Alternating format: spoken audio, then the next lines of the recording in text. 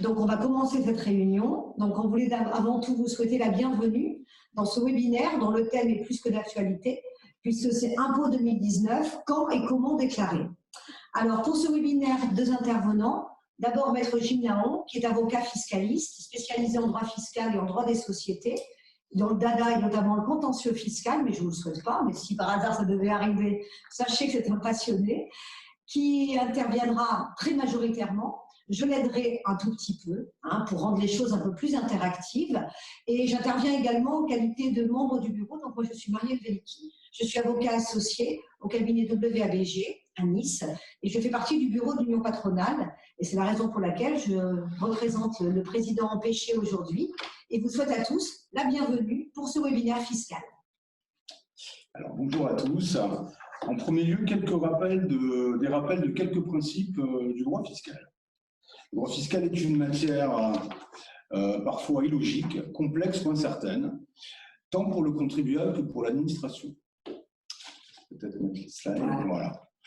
Comme la médecine, le droit, et le droit fiscal en particulier, n'est pas une science exacte.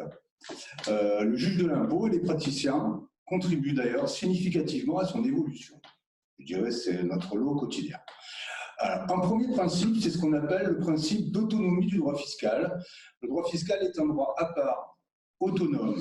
Il ne faut pas raisonner par analogie avec les autres domaines du droit, notamment avec le droit civil, car on risque de commettre des erreurs parfois lourdes et de s'exposer à des mésaventures et des redressements qui peuvent être lourds de conséquences.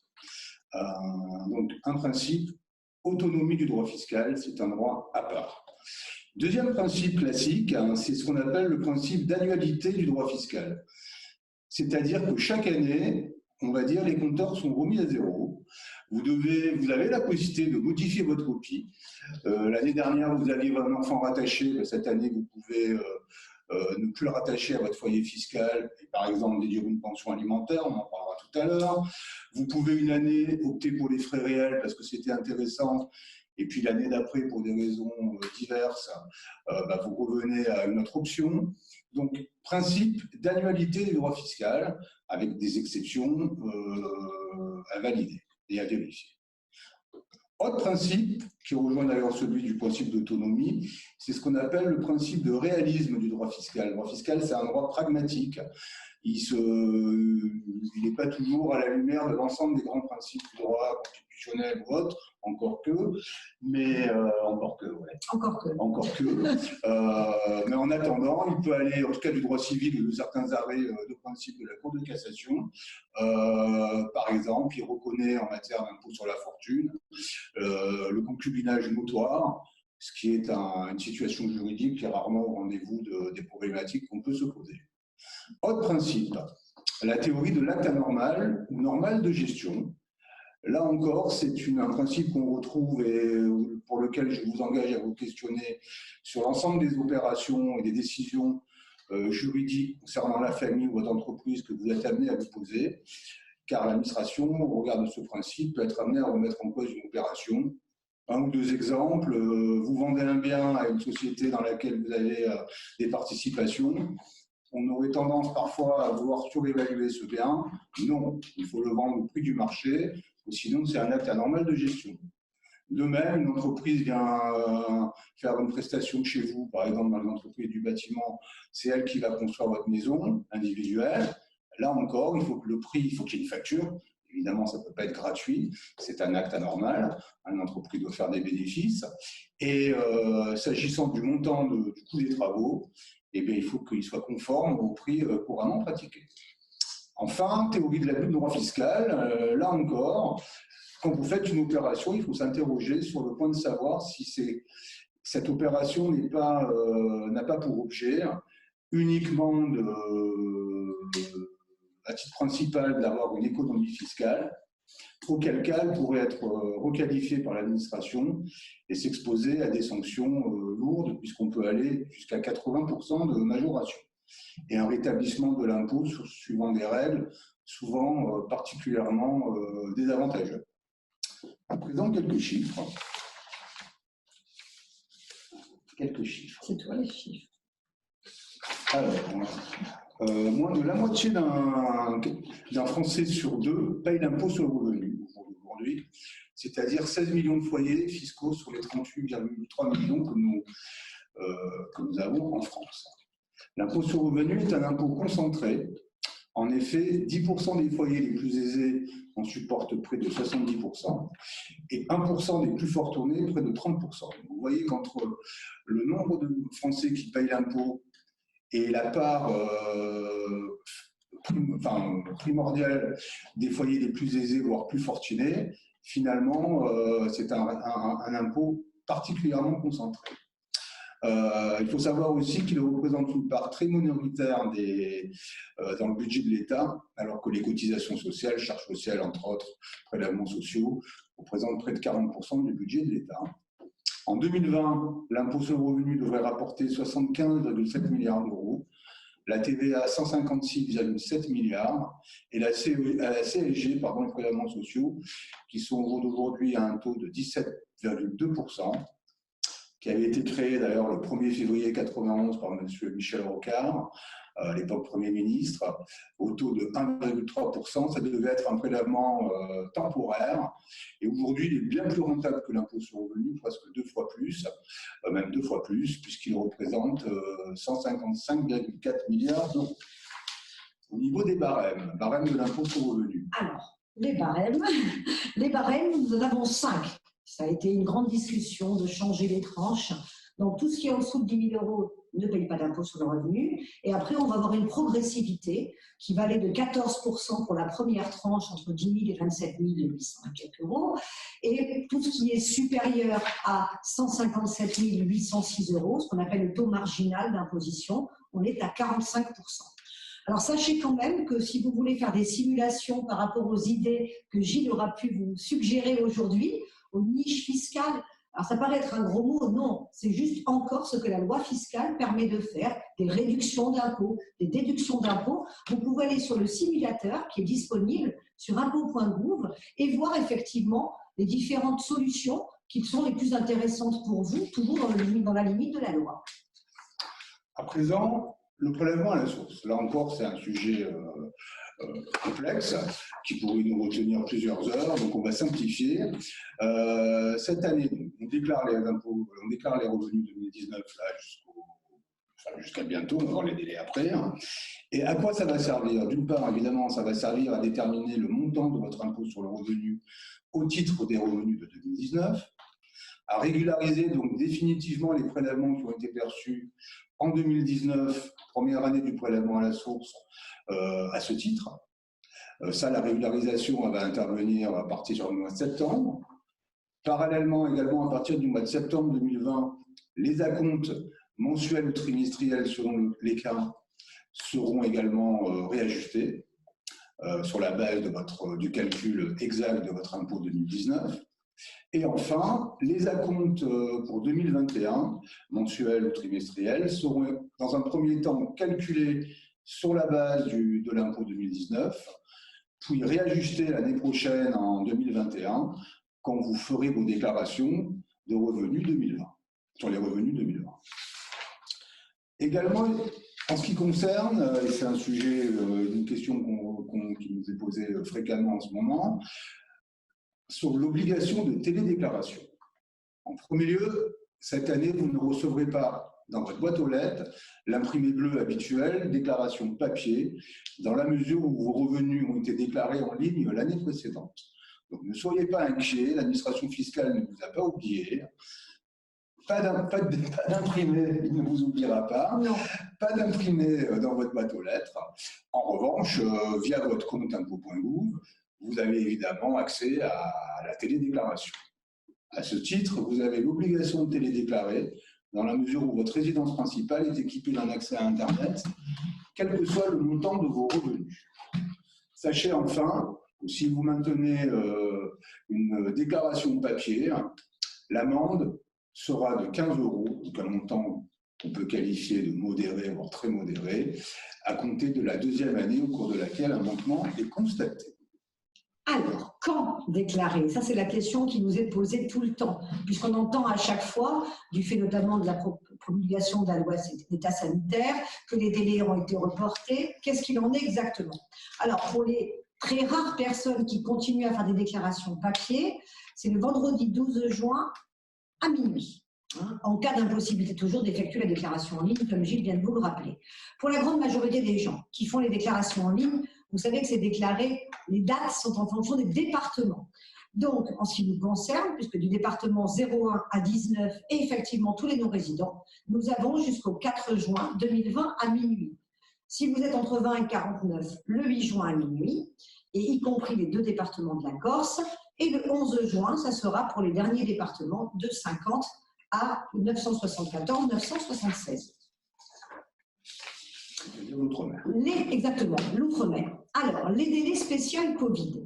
Alors oui, on nous a effectivement, la possibilité a été faite par effectivement les délais qui ont été accordés du fait je dirais, de l'immobilisme de notre pays pendant quelques semaines, plus de 7 ou 8, sont décalés au mardi 30 juin pour les déclarations en ligne, pour les contribuables ayant des revenus, alors BIC, BA, BNC et revenus fonciers. Et le mardi 30 juin vient un portail de télétransmission dit mode EDI hier. Voilà, donc vous savez que c'est 30 juin si vous rentrez dans ces catégories-là. Déclaration automatique après. Là encore, une nouveauté.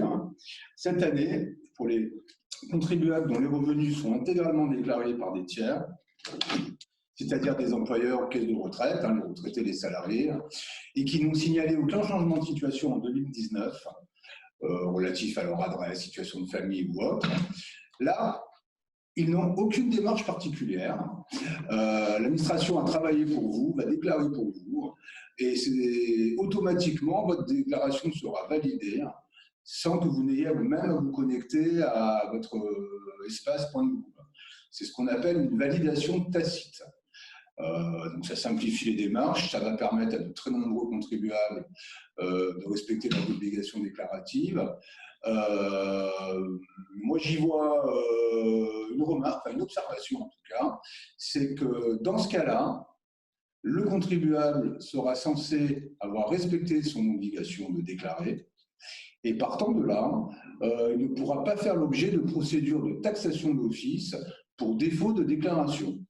Ce qui pourra être utile dans certaines situations où la déclaration aura été donc validée et faite tacitement, qui pourra nous permettre d'éviter des pénalités, des sanctions qui peuvent être assez lourdes. En ce qui concerne maintenant l'étranger et en particulier vos comptes à l'étranger. Depuis déjà un certain temps, on a tous entendu parler de la régularisation des comptes à l'étranger, des échanges de données automatiques entre les pays, et ça fonctionne. Partant de là, et depuis déjà bien longtemps, le contribuable qui détient des comptes bancaires à l'étranger, que ce soit auprès d'établissements bancaires ou même en dépôt chez des notaires ou des avocats ou des agents de change, notamment en cas de fonds séquestrés lors de vente, eh bien, ils doivent déclarer ces comptes au moyen d'un imprimé 3916 que vous pouvez trouver sur votre site impôt.gouv ou alors sous la forme papier. Sachez qu'une exception à cette obligation de déclaration est prévue. Il s'agit des comptes ouverts en France qui sont adossés à un compte financier à l'étranger et qui ont pour objet de réaliser des transactions en ligne, achat ou vente de biens, lorsque la somme des encaissements annuels crédités sur ces comptes et afférents à ces ventes n'excède pas 10 000 €. Donc, comme je le disais juste avant, formulaire déclaratif imprimé 3916 ou papier libre. Et n'oubliez pas de cocher également sur votre imprimé 2042 la case 8UU. C'est en dernière page de l'imprimé bleu. Au niveau des sanctions, donc à défaut de déclaration de l'existence de ce compte, vous risquez une amende forfaitaire de 1 500 € par compte bancaire non déclaré et par année prescrite, qui est portée à 10 000 € lorsque le compte est détenu dans un état non coopératif, c'est-à-dire qu'il ne permet pas l'accès aux renseignements bancaires, qui est inscrit sur ce qu'on appelle une liste noire, qui est publiée chaque année par le ministère des Finances. Sachez que la prescription aussi en matière de compte à l'étranger est de 10 ans. Et qu'enfin, et bien sûr, les revenus qui sont attachés à ces comptes, en général, c'est des plus-values sur cession de valeurs mobilières, cession de titres, ou des revenus financiers tels qu'intérêts ou dividendes, doivent être déclarés sur votre déclaration de revenus française, et également sur une annexe, un imprimé en annexe, qui est l'imprimé 2047, qui s'intitule « Revenus encaissés de sources étrangères », sauf erreur de ma part. En ce qui concerne maintenant, ça aussi c'est nouveau, hein, le droit fiscal est autonome mais évolutif et moderne, puisque il s'est adapté aux actifs numériques. Donc vous devez également déclarer les actifs numériques ouverts, détenus, utilisés ou clos auprès d'entreprises, personnes morales ou institutions ou d'organismes établis à l'étranger, par exemple au Bitcoin. Là encore, le formulaire est 3916 bis pour chacun des comptes. Les sanctions sont un petit peu moindres que celles pour les comptes à l'étranger, je dirais classiques, puisqu'elles sont de 750 € par compte non déclaré et de 125 € par omission ou inexactitude dans la limite de 10 000 € par déclaration.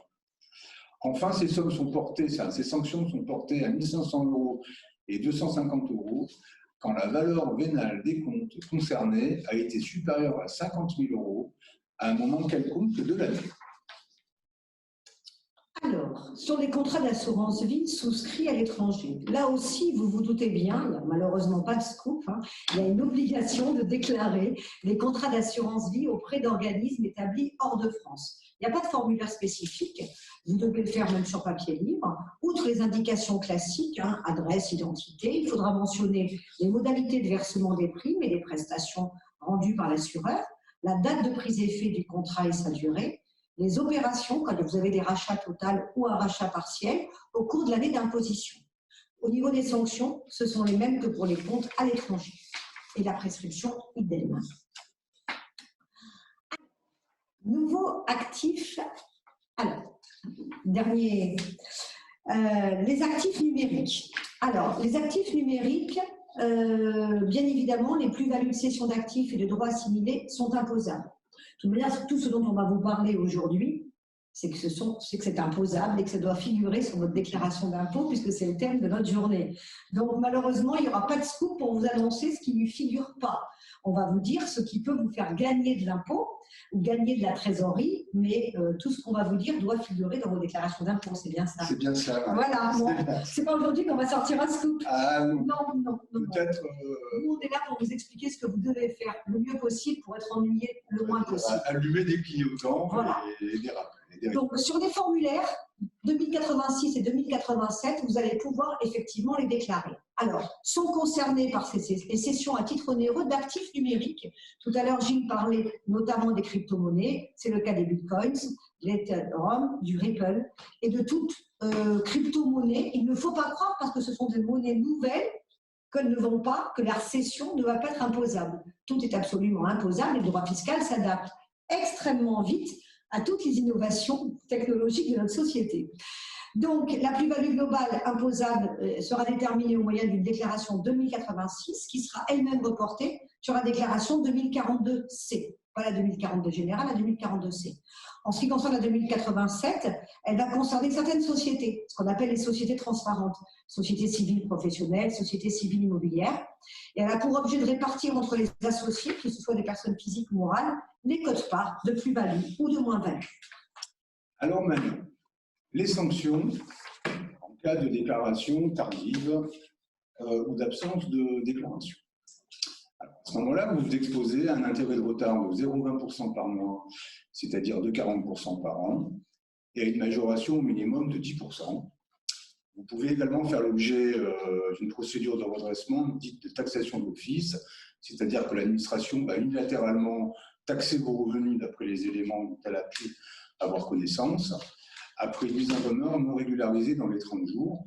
Et là, souvent, l'addition est lourde, puisqu'il y a des sanctions y attachées qui sont de l'ordre de 40 %, qui peuvent aller jusqu'à 100 %. Alors là, j'ai un conseil, et et j'insiste et je vous engage à le suivre peut-être en tout cas à y réfléchir, c'est en toute hypothèse déclarer dans les délais impartis vos revenus.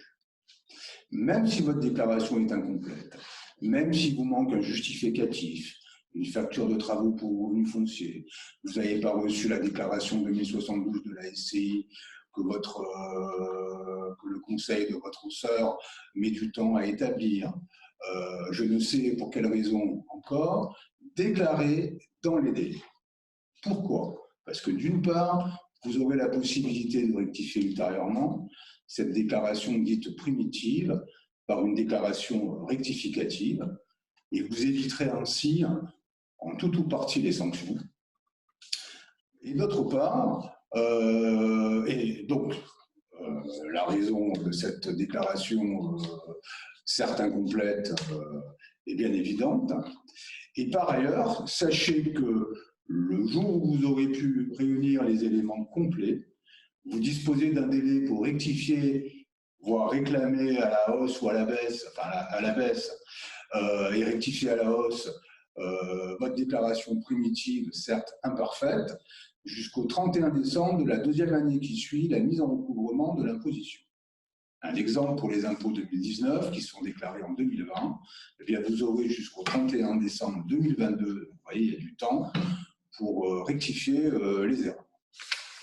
En cas d'insuffisance ou de déclaration ou d'omission, là encore, vous êtes passible évidemment de sanctions en complément des droits remis, un intérêt de retard de 0,20 de 40% par an, d'une majoration qui peut aller entre 40 et 80% en fonction de la qualification de votre comportement par l'administration, au regard des éléments factuels constatés, c'est-à-dire votre manquement délibéré, des manœuvres frauduleuses, là c'est déjà un peu plus lourd en termes de sanctions, on est à 80%, et également en cas d'activité occulte, certains ne se déclarent pas du tout, et là l'addition est très lourde, puisque la prescription d'une part est de 6 ans, donc le délai de reprise est long, et par ailleurs, là il risque une amende de 100% sur les droits omis, y compris d'ailleurs la perte de différents abattements. Sachez enfin qu'il existe une règle dite de la tolérance légale.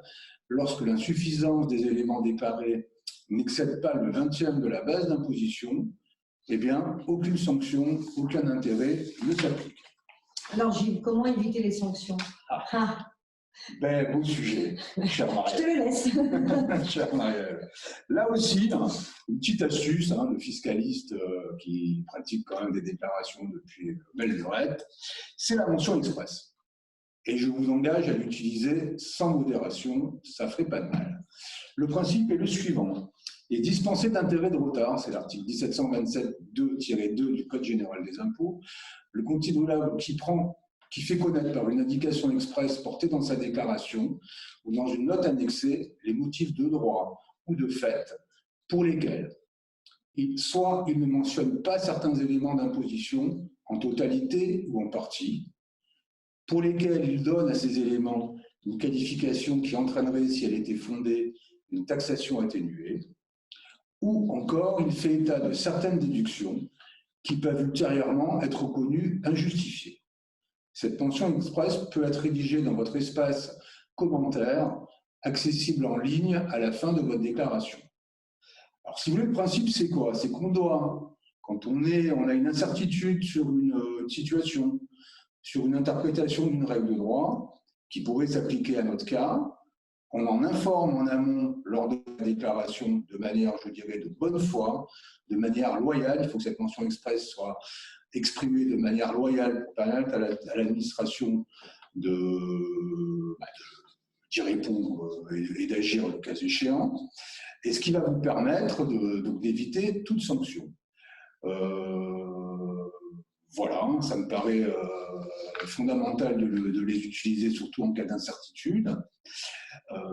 Encore une petite astuce, mais là on est hors déclaration, c'est la procédure de rescrit fiscal qui permet, quand on envisage, quand on a une décision à prendre au niveau familial, au niveau entreprise, au niveau patrimonial, d'interroger l'administration fiscale qui va se positionner et qui en général a un délai de 3 mois pour répondre. Et l'absence de réponse vaut accord tacite de sa part, ce qui là encore nous permet de sécuriser les opérations. L'idée, tout simplement, est de répondre et de donner les éléments à l'administration par avance pour répondre aux questions auxquelles elle peut se poser au regard d'une situation, je dirais, un petit peu exceptionnelle ou peu académique. Alors justement, on parlait de questions. Peut-être qu'on peut faire une petite pause. On va essayer de sectoriser pour laisser 2 pauses et après, vous aurez tout le temps que vous pouvez avoir pour avoir les questions et les réponses aux questions que vous vous posez. Mais si vous avez déjà des questions sur cette première partie, bien évidemment, on est à votre disposition pour y répondre, surtout Gilles d'ailleurs. Est-ce qu'il y a des questions? Est-ce qu'il y a des questions, Alexandra?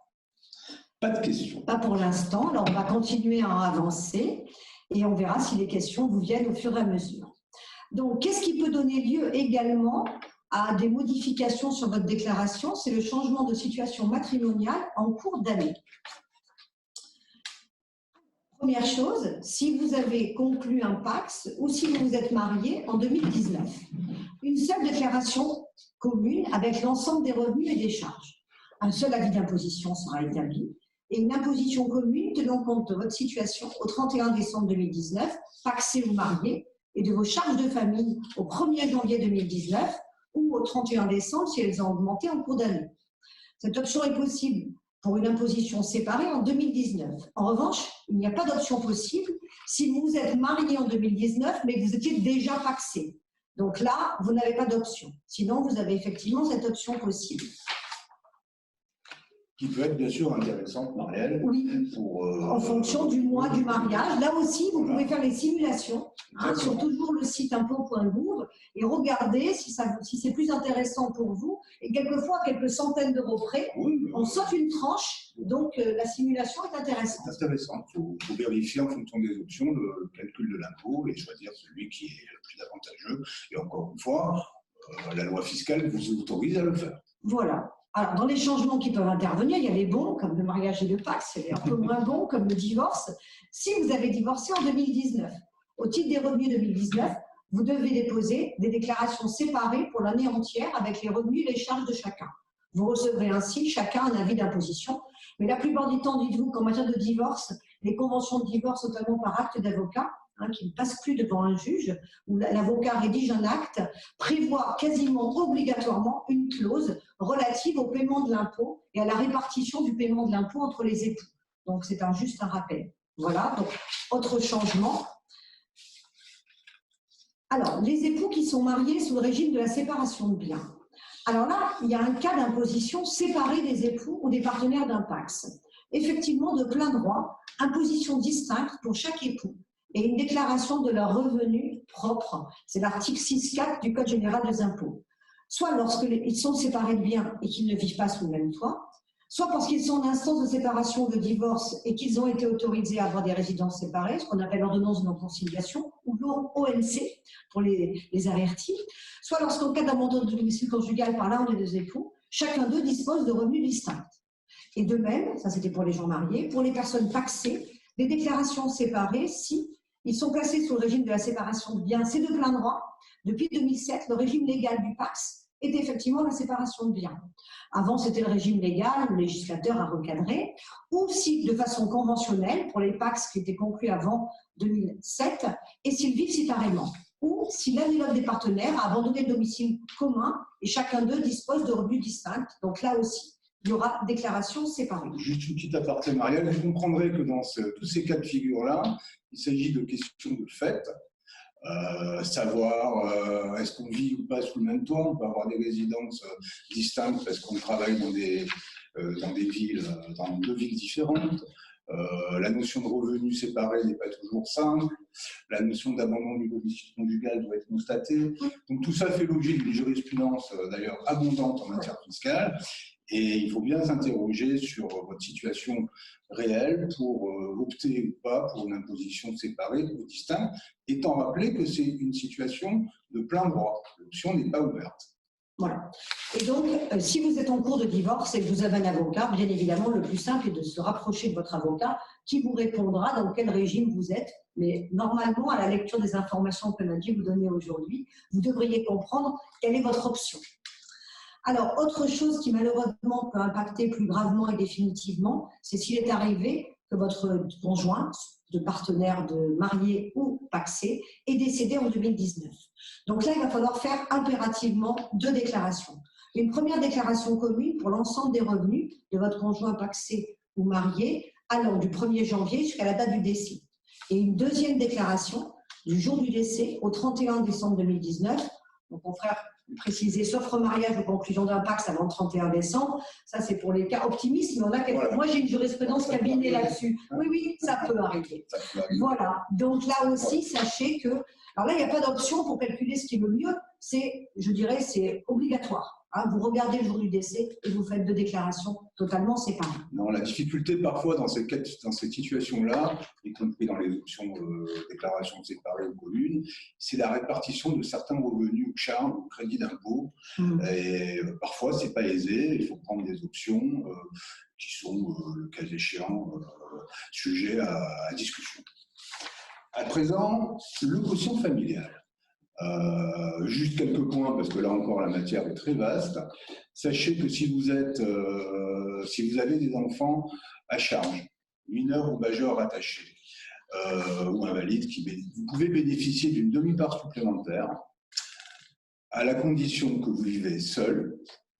Alors cet avantage du quotient familial s'applique aux époux ou pacsés qui sont imposés séparément, ainsi que ceux ayant divorcé ou dissous leur Pacs en 2019. Également, même si vous percevez une pension alimentaire, vous bénéficiez de ce supplément, de cet avantage de quotient familial. Et pour les enfants qui sont en résidence alternée, à ce moment-là, la majoration du quotient est divisée par 2 pour chacun des parents, vivant seul encore une fois. Donc c'est bien 0,25 puisque c'est 0,50 par enfant, donc ça fait 0,25 pour chaque parent, c'est ça? Alors, avec un avantage supplémentaire pour le premier enfant, à charge pour un parent isolé, vous donne droit à une part entière de quotient familial, donc à une demi-part en cas de garde alternée ou de résidence alternée pour être précis en matière familiale, qui n'est pas mon cas. Et un exemple, une maman qui vit seule avec un enfant à charge a droit à 2 parts.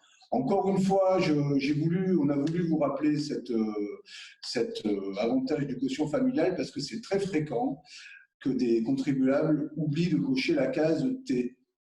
Donc, n'oubliez pas de cocher votre case T dans ce cas-là, page 2 de votre déclaration bleue 2040. Par ailleurs, autre supplément d'avantage du quotient familial qui, là aussi, parfois, est oublié. Bon, sachant que si vous l'avez déjà fait pour les années précédentes, elle sera reportée automatiquement sur la déclaration de cette année. Donc, ça évite les oublis de report. Là encore, vous bénéficiez d'un avantage supplémentaire, c'est-à-dire une demi-part supplémentaire de quotient familial, dans la mesure où, 1, vous vivez seul, 2, vous avez des enfants majeurs qui sont imposés séparément, distinctement, et dans la mesure où vous avez supporté pendant au moins 5 années la charge exclusive ou principale d'un de ces enfants. C'est dans le cas où il était à l'époque rattaché à votre foyer fiscal et qui vous ouvrait droit à une majoration du quotient familial. Bon, il est prévu par un bulletin officiel des impôts que la majoration ne s'applique pas lorsque les enfants mineurs ont résidé alternativement au domicile de chacun des parents, sauf à démontrer, ça peut être l'objet d'une mention express au demeurant, à ce qu'un seul d'entre eux ait supporté pendant cette période de garde alternée la charge de l'enfant à titre principal, pas aisé à démontrer. Sachez aussi que la période de 5 ans peut être continue ou discontinue au regard des changements de situation de famille qui peuvent intervenir. Alors les traitements et salaires. Alors, les traitements et salaires, et en premier lieu, les heures supplémentaires. Alors, vous savez qu'il y a eu on a beaucoup écrit dessus, on en a beaucoup parlé aussi. Les rémunérations versées à raison des heures supplémentaires et des heures complémentaires qui sont réalisées à compter du 1er janvier 2019 sont exonérées dans la limite annuelle de 5 000 € par salarié. C'est l'article 81 quater créé par l'article 2 de la loi de finances. L'exonération s'applique à tous les salariés du secteur privé, y compris les salariés agricoles, à l'exception des cadres dirigeants, ainsi qu'aux rémunérations des agents de la fonction publique. Les heures supplémentaires exonérées doivent être portées sur les lignes 1GH à 1JH de la rubrique traitement et salaire de la fameuse déclaration générale à 2042. Elles sont ajoutées bien évidemment au revenu fiscal de référence. Maintenant, petite problématique, si le salarié a effectué des heures supplémentaires pour plusieurs employeurs et pour un montant cumulé à 5 000 €, parce que si c'est en dessous, il n'y a pas de problématique, et que l'intégralité de ces sommes a été considérée par chaque employeur comme exonérée, la fraction de la rémunération annuelle perçue au titre des heures supplémentaires qui excède 5 000 € doit être ajoutée sur les lignes 1AJ à 1BJ. Donc là, on arrive dans une petite subtilité, mais qui peut correspondre à votre cas particulier. Alors, à présent, la déduction des frais réels pour les salariés. Vous savez que quand vous êtes salarié, la loi fiscale vous autorise à déduire vos frais engagés pour l'exercice de votre profession. Alors, d'une manière automatique, chacun des salariés a droit à la déduction forfaitaire de ses frais, à concurrence de 10%, qui sont d'ailleurs plafonnés à 12 627 €, c'est-à-dire pour les rémunérations supérieures à 126 270 €, eh bien, il n'y a plus de déduction forfaitaire de vos frais qui sont prises en compte. En revanche, et c'est classique depuis belle lurette, vous avez la possibilité d'opter pour les frais réels sans aucun plafond. Alors, c'est toujours pareil, j'opte ou j'opte pas. Si vous optez, j'insiste peut-être un peu trop lourdement, faites une mention express en annexe à votre déclaration. Ça sécurise au cas où les débats éventuellement futurs avec l'administration. Quel type de frais on peut déduire? Le principe est le suivant, et après on pourra le décliner presque à l'infini. Vous avez le droit de déduire une charge ou des frais dans la mesure où ceux-ci ont été engagés en vue d'acquérir ou conserver un revenu. C'est le principe, je dirais, général. Partant de là, vous engagez des frais de repas quand vous allez travailler à la pause. Ces frais sont déductibles. Il y a un plafond prévu par la sécurité sociale de 4 € et quelques, forfaitaire au cas où. Sinon, vous pouvez déduire vos frais réels de restaurant du midi. Vous pouvez également déduire vos frais de déplacement. On y reviendra. Vous pouvez déduire des achats de biens durables à usage professionnel, par exemple votre ordinateur, votre téléphone portable, dans la mesure où ils sont à votre charge et que vous les utilisez pour les besoins de l'exercice de votre profession, vous pouvez les déduire à concurrence d'une quote-part professionnelle. Idem pour les locaux, on y reviendra. Vos frais de formation, encore une fois, non pris en charge par l'employeur. Également, un élément qui est peu connu, quand ça arrive, il peut arriver donc qu'un dirigeant d'entreprise qui a garanti sur ses biens personnels les emprunts de sa société soit mis en cause à titre personnel et que son engagement de caution soit actionné par la banque. Dans ce cas-là, sous réserve d'opter pour les frais réels, il peut déduire pas la totalité des sommes, il y a un prorata entre les revenus perçus, c'est assez compliqué, c'est la jurisprudence qui a déterminé tout ça. En gros, il a le droit à déduire les engagements de caution à concurrence de 3 fois les rémunérations qu'il percevait au moment où il avait donné caution. Là aussi, ce n'est pas toujours simple à retrouver les éléments quelques années postérieures. Ceci étant, les sommes peuvent être vraiment importantes et à ne pas négliger. Enfin, nous verrons également les déductions spécifiques aux artistes. En ce qui concerne les frais de déplacement, domicile, lieu de travail. Je rappelle que ces frais sont bien sûr déductibles, mais que la loi fiscale vous autorise uniquement à déduire une distance domicile de travail de 40 km, sauf circonstances particulières.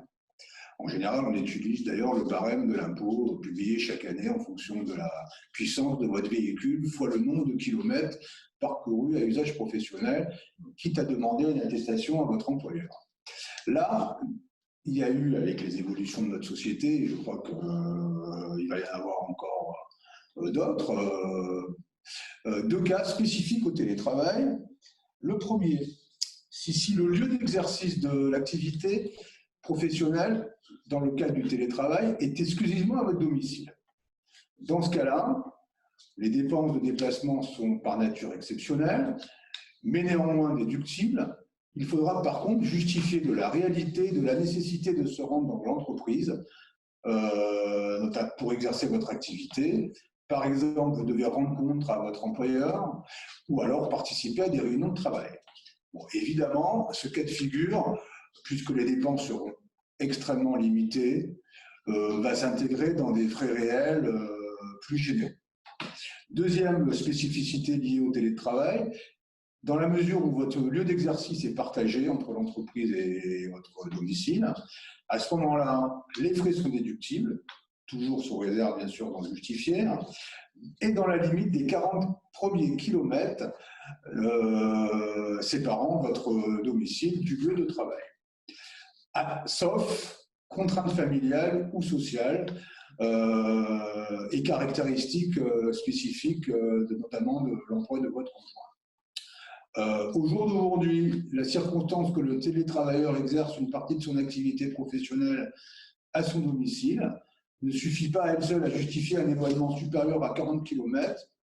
Mais on peut imaginer que, notamment par exemple en région parisienne, où les distances sont bien plus importantes que les sièges sociaux à la Défense ou autres, à ce moment-là, une évolution va sûrement être à l'ordre du jour.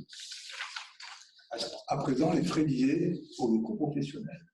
Alors, à condition que l'employeur ne mette aucune pièce à leur disposition, et ça c'est le préalable, on aurait pu le mettre en gras et en souligner, les salariés peuvent comprendre parmi leurs dépenses professionnelles des charges se rapportant aux locaux qu'ils utilisent pour leurs besoins de leur activité, et qu'ils en soient propriétaires ou locataires, c'est totalement indifférent.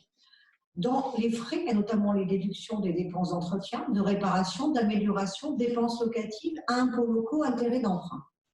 Lorsque le local est à usage mixte, vous savez que mixte, c'est à moitié habitation, moitié professionnelle ou moitié commerciale, la déduction est limitée quant à elle à une quote-part déterminée en fonction des circonstances de fait. L'importance de la superficie affectée à l'usage professionnel s'apprécie en fonction de l'activité. Alors, la règle pratique, c'est qu'une pièce de logement, lorsque celui-ci comporte plus d'une pièce d'habitation, si maintenant vous êtes dans une studio, ça va être forcément la moitié de la pièce. Pour les dépenses communes à l'habitation principale, la déduction au titre du local professionnel est calculée en fonction du rapport existant entre la superficie du seul local professionnel et la superficie totale de l'immeuble à usage mixte. À présent, profession artistique. Comme vous le savez peut-être, ici au cabinet, à WABG, on a une certaine amitié et attention. On est des amateurs éclairés. Voilà, éclairés, peut-être pas des grands connaisseurs. Non, on n'a pas de en tout cas, on aime. On aime les artistes. Voilà, et on les soutient. Et ils nous le rendent bien aussi. Et une fois par an, on les expose. Et on transforme ce cabinet en galerie une fois par an. Cette année, malheureusement, pour la première fois, ce ne sera pas possible, puisqu'il y a entre 100 et 150 personnes et qu'on ne pourra pas faire cette soirée-là. Mais généralement, et on guide toujours sur cette soirée avec une formation fiscale, comment faire du mécénat, voilà. Donc on a une sensibilité particulière. Voilà, et puis toi, tu es un petit peu artiste le vendredi après-midi, je crois. Hein. Un petit peu, mais bon. Voilà. Donc disons pas trop. No comment, no comment. En tout cas, c'est une passion. Et du coup, ça nous amène à nous préoccuper aussi de leur fiscalité ou d'autres questions juridiques. Et il y a pas mal de petites subtilités fiscales prévues pour les artistes. Alors, pour les écrivains, les artistes, les scientifiques ou les sportifs, il n'y a pas que les artistes, hein, ils ont la possibilité de demander un étalement de leurs revenus qui est égal à la moyenne des bénéfices de l'année d'imposition des 2 ou 4 années précédentes, ce qui permet de lisser leurs revenus, parce qu'évidemment, ils peuvent avoir des périodes fastes et d'autres moins. Du coup, ça évite qu'ils aient à payer des sommes importantes, surtout en année N+1, alors que peut-être cette année-là, leur vente d'œuvres aura été moins importante. Sachez que ça ne s'applique pas aux héritiers et légataires, mais uniquement aux artistes. Et ça, c'est dans le cadre de déclarations contrôlées, c'est-à-dire dans le cadre de déclarations de profession libérale. Déclaration de 2035 pour les bénéfices non commerciaux. Néanmoins, les articles du spectacle et les sportifs salariés peuvent également opter pour l'imposition de leur salaire selon les mêmes modalités de la moyenne triennale ou quinquennale. Diminuer de leurs frais professionnels. Donc ça fait, il y a un double effet, hein, moyenne plus déduction de frais professionnels, avec en plus pour certains artistes des frais forfaitaires professionnels qui peuvent déduire entre 19 et 16%. Je ne rentre pas ici dans les détails. Donc si on additionne tout ça, ça peut permettre une diminution substantielle de leur impôt. En revanche, les revenus des sportifs ne provenant pas des activités sportives proprement dites, notamment les recettes publicitaires, et certains, c'est une grande partie de leurs revenus, hein, un footballeur professionnel, ça s'applique aussi à un footballeur professionnel par exemple, ou tennisman, sont exclus du régime. L'option, on l'exerce quand? Lors du dépôt de la déclaration de bénéfices, de revenus, mais elle peut également être formulée dans les délais de prescription, par voie de réclamation contentieuse, ou à la suite d'une procédure de rectification de l'administration. Ça permet de diminuer à ce moment-là les redressements. Le choix, 3 ans ou 5 ans, doit se faire expressément lors du dépôt de la déclaration et ne peut plus par la suite être modifié. On choisit une seule fois 3 ans ou 5 ans. Si c'est la première année d'option, et quand bien même les années antérieures, vous n'étiez pas encore artiste, ben vous retenez un revenu nul de 0, ce qui va lisser d'autant plus le revenu imposable. Et sachez enfin que cette option peut être évoquée chaque année, principe d'annualité fiscale, et à ce moment-là, vous devez joindre votre demande de révocation à la déclaration de l'année considérée. À présent, un vaste débat, on va vraiment synthétiser ça, c'est l'imposition des revenus financiers et des plus-values financières. J'en aurais beaucoup à dire. En synthétique, pour ce qui est de vos revenus de capitaux mobiliers, c'est-à-dire les revenus des banques, les intérêts qu'on va vous servir sur vos livrets d'épargne, ou les dividendes que vous pouvez percevoir sur vos portefeuilles titres ou sur vos actions ou parts sociales dans des sociétés dont vous êtes mandataire et associé, ou associé d'ailleurs, là, 2 options. Et c'est global, on ne peut pas fragmenter ces options.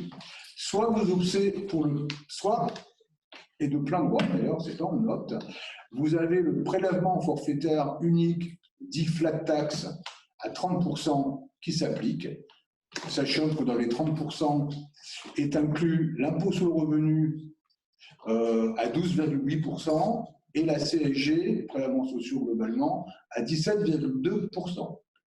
Ou alors, vous optez pour une imposition au barème progressif, c'est-à-dire que ces revenus diminués des frais et diminués de certains d'abattements, notamment l'abattement de 40% sur les dividendes, vous allez les déclarer dans votre déclaration de revenus. Ils vont venir s'intégrer aux autres revenus du foyer et ils vont être taxés au barème de l'impôt. Donc là encore, il faut calculer vraiment l'intérêt ou pas de l'option. Un petit exemple pour... alors attendez, c'est technique. Un petit exemple juste pour vous donner un ordre d'idée. Si vous êtes dans une tranche maximum de 30%, en ce qui concerne l'imposition des dividendes, toutes causes confondues, en cas de flat tax, vous êtes à 30%, et en cas d'option pour le barème progressif, vous êtes à un montant supérieur, donc c'est moins intéressant, contrairement à ce qu'on pourrait croire parfois, parce que souvent on simplifie et on reste sur la flat tax, on est à 33,2%. J'ai même été surpris d'ailleurs, comme quoi il faut faire les calculs à chaque fois et se positionner, et ça dépend bien sûr aussi du montant des revenus financiers. En ce qui concerne les plus-values sur cession de titres, que ce soit des titres d'établissements bancaires ou de vos propres titres ou actions, pareil, ou flat tax ou imposition selon le barème de l'impôt. Alors là, en cas d'option pour l'imposition au barème, vous bénéficiez d'abattements proportionnels qui sont les suivants. 50% sur le montant de la plus-value. Plus-value, c'est la différence entre le prix de cession et le prix d'achat, hein, pour les titres détenus depuis au moins 2 ans. Donc 50% d'abattement, plus taxation au barème progressif. 65% pour les titres détenus depuis au moins 8 ans.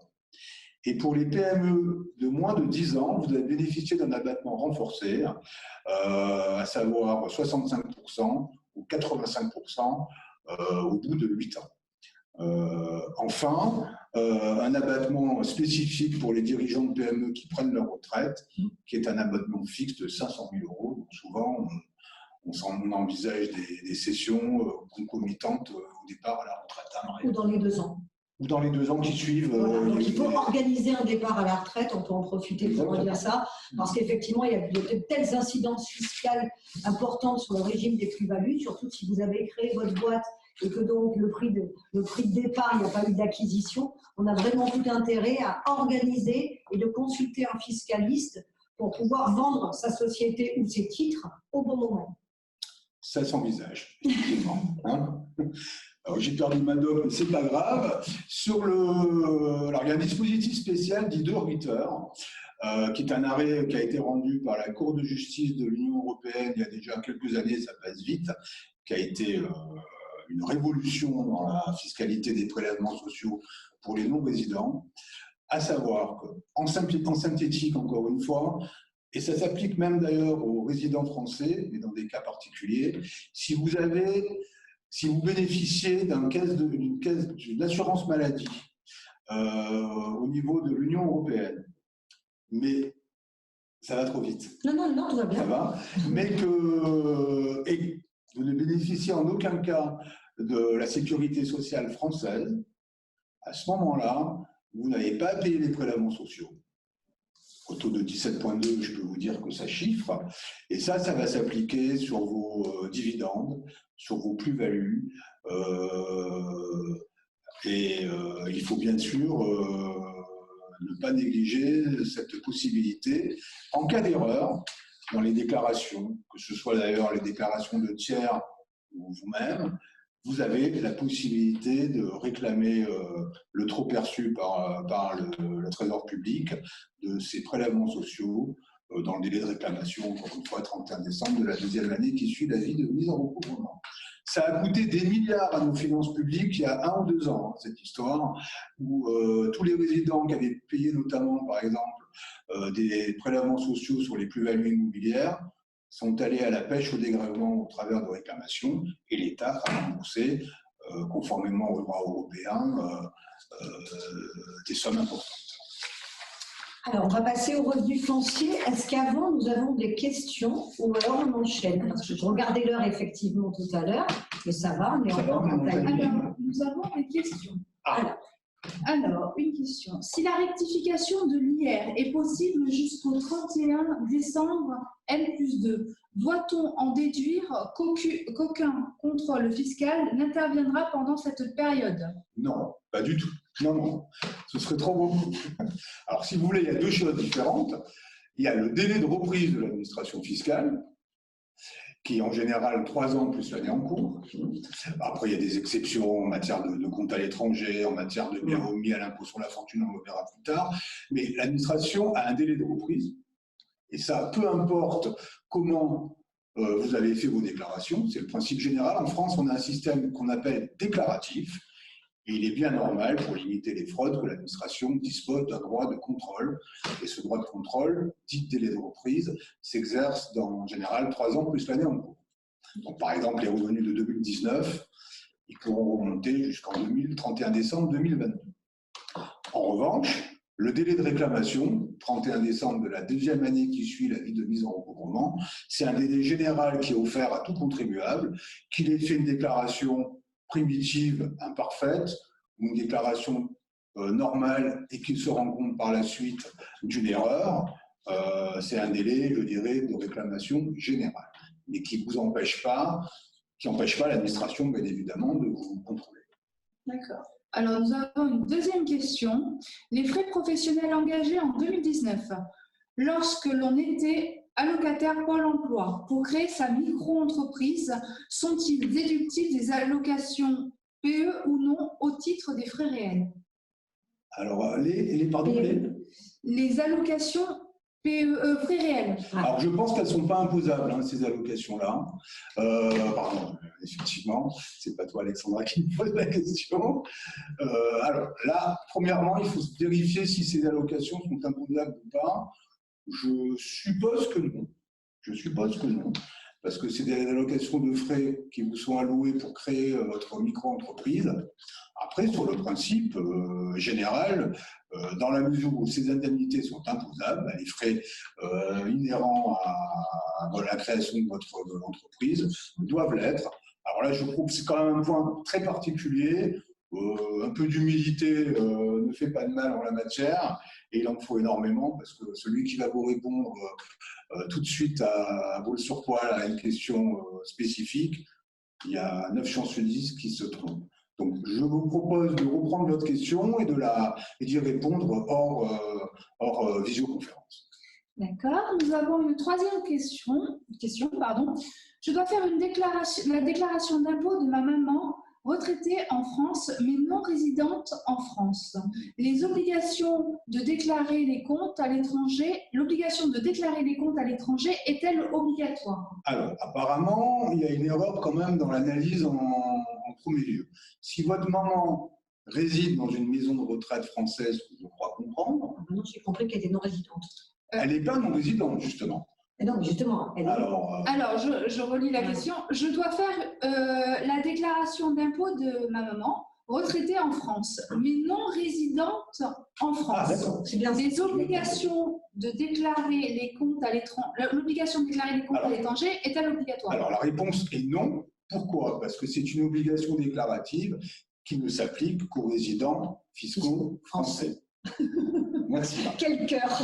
Là, pour ce genre de choses, il n'y a pas besoin. Donc là, si vous voulez, vous devez déclarer, par contre, votre maman doit déclarer au centre des impôts des non-résidents les revenus de source française, en l'occurrence les retraites qu'elle perçoit de sa caisse de retraite française, avec un prélèvement à la source qui doit être opéré par la caisse de retraite. Et d'expérience, il faut vérifier, parce que les erreurs sont nombreuses. Avoir les informations n'est pas aisé. Nous avons encore une question. Quelle est la fiscalité de l'indemnité de fin de carrière? Alors, l'indemnité de fin de carrière, je pense qu'elle est fiscalisée. Je pense qu'elle est imposable aussi. Pour moi, elle est imposable. Ce n'est pas les indemnités de licenciement. Non, ce n'est pas l'indemnité de licenciement. Alors, par contre, on verra peut-être tout à l'heure, et je ne vais pas vous dire tout de suite, dans la mesure où elle est d'un montant important, on pourra trouver une subtilité pour éviter la progressivité de l'impôt. Voilà. Alors, très bien. Alors, il n'y a pas d'autres questions. On va peut-être continuer. On va continuer. Il y aura une autre séance de questions-réponses. Tout à fait. On refera à la fin de notre intervention. Il y aura encore des questions-réponses, donc vous pouvez les noter, continuez à nous les envoyer. Alexandra les lira le moment venu. Alors, Gilles, c'est toi qui reparles sur le foncier. Les revenus fonciers. Les revenus fonciers et les régimes d'imposition. Revenus fonciers, on parle bien sûr de vos loyers, de vos locations et comment les déclarer. Alors, premier cas de figure, le régime dit micro-foncier qui est de plein droit. Plein droit, ça veut dire qu'il s'applique, on ne peut pas y déroger. Enfin, si on peut y déroger, on verra après, pardonnez-moi. Si deux conditions sont remplies. La première, vous avez uniquement des locations de propriété rurale ou urbaine ordinaires. Vous n'avez pas des locations de produits spécifiques, notamment dans les investissements locatifs. Et par ailleurs, vos recettes brutes, les montants des loyers fonciers perçus en 2019 n'excèdent pas 15 000 €, et ce, quelle que soit la durée de la location en cours d'année. Il n'y a pas de prorata temporis. Dans ce cas-là, ce n'est pas marqué dans le slide, vous bénéficiez d'un abattement de 30%, vous déclarez vos revenus bruts à la case BE, et vous avez automatiquement, sans rien avoir à calculer, l'ordinateur, enfin les impôts qui vous calculent l'abattement des 30%. Vous êtes imposé sur 70%. Est-ce que ça s'applique aussi aux parts de SCI, ce régime microfoncier? Ça peut l'être, aux conditions que vous ayez d'autres immeubles donnés à location nue. Donc si vous n'avez que des parts de SCI, même avec une quote-part de revenus et de loyer inférieur à 15 000 €, vous ne pouvez pas bénéficier du régime micro. Il y a beaucoup d'erreurs qui sont commises d'ailleurs en la matière dans les déclarations que je peux voir passer. Également, il ne faut pas qu'il y ait de régime particulier, c'est-à-dire que vous ne bénéficiez pas de régimes spéciaux tels que monuments historiques ou biens. Dans ce cas-là, pas de possibilité d'être au micro. En revanche, ça s'applique au régime cellier ou Pinel. Et là encore, il faut que le montant, toutes causes confondues, revenus de SCI et autres revenus locatifs, n'excède pas les 15 000 €.